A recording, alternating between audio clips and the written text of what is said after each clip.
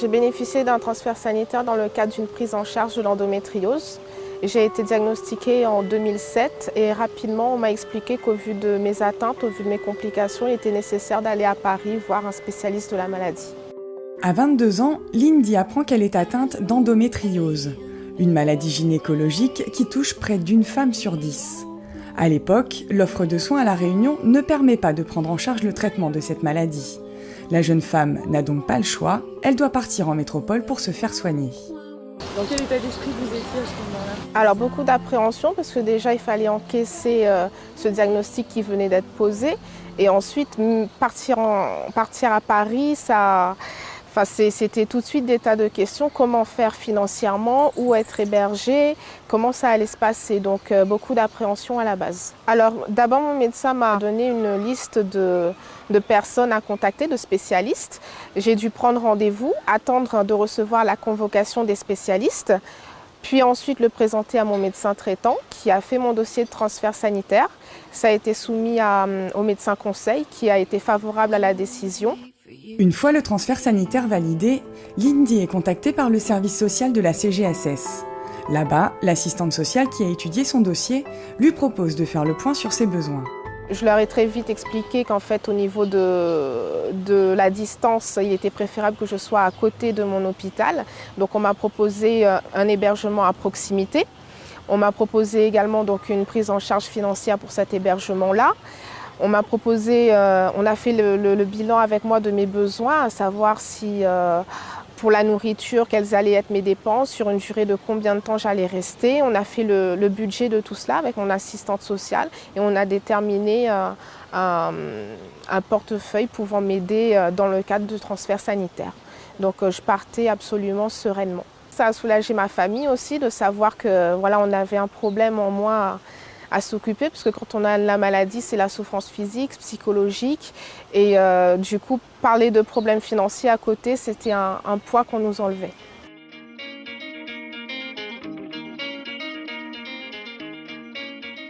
Direction le service des transferts sanitaires.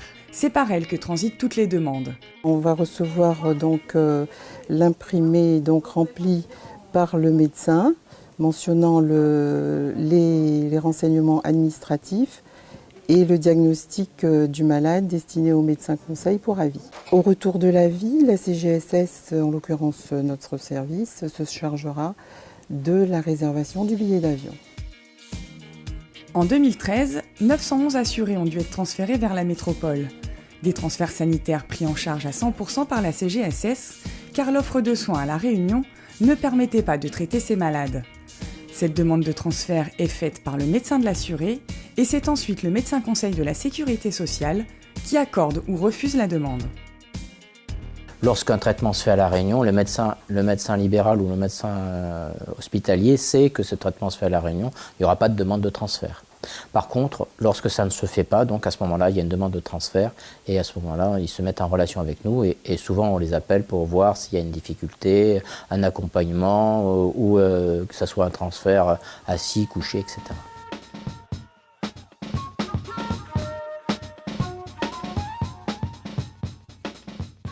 Les motifs de transfert, ce sont le plus souvent donc, des maladies cancéreuses, hein, chez l'adulte ou chez l'enfant, pour des traitements, parce que c'est souvent pour un traitement qui ne se fait pas à La Réunion. Pour les enfants, c'est pour le début du traitement, parce que la carcinologie pédiatrique donc, se fait en général en métropole et le suivi à La Réunion. Il y a aussi tout ce qui est malformation cardiaque congénitale, hein, donc ça ne se fait pas ici, et des maladies rares, hein, donc, où il y a des centres de référence en métropole, donc on envoie nos malades. Lors de son transfert, un assuré peut être accompagné par un proche. La CGSS parle d'un accompagnant social. Et dans certains cas, son billet d'avion peut être également pris en charge. Sur la demande d'accord préalable, le médecin peut demander un accompagnant social. Donc ce qu'il faut savoir, c'est que pour les enfants de 0 à 16 ans, un accompagnant social est pris en charge systématiquement par l'assurance maladie, sous réserve qu'il n'y ait pas d'accompagnant médical. Au-delà de l'âge de 16 ans, c'est à l'appréciation du médecin conseil et uniquement à l'appréciation du médecin conseil.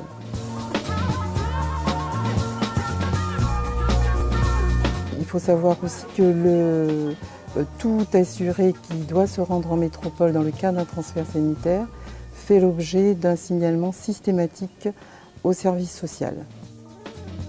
C'est le troisième et dernier maillon de la chaîne, l'assistante sociale.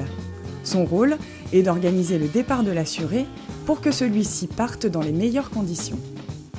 Nous avons un fonds d'action sociale à la sécurité sociale et nous avons la possibilité de prendre en charge en fonction de l'évaluation sociale que nous faisons et de l'évaluation financière. C'est soumis à un plafond de ressources et à certains critères, une évaluation sociale et financière pour les frais inhérents au transfert sanitaire, c'est-à-dire l'achat de vêtements chauds, l'achat de vêtements adaptés au climat, de saison. Et ensuite, nous intervenons également pour la recherche d'un hébergement, la réservation d'un hébergement en métropole. Ça peut être aussi administratif. Déjà, ne serait-ce que voir si la personne a une carte d'identité ou un passeport qui est à jour pour pouvoir prendre l'avion. On peut apporter un soutien aussi psychologique parce que souvent, ce sont des personnes qui partent pour une première fois. Donc, nous sommes là pour les rassurer.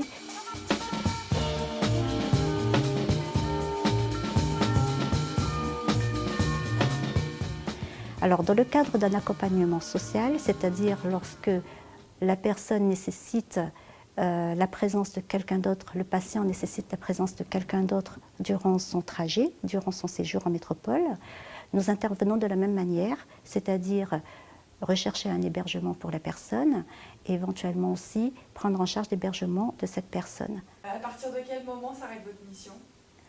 Lorsque la personne revient, on fait le point avec les familles et voir si tout s'est bien passé.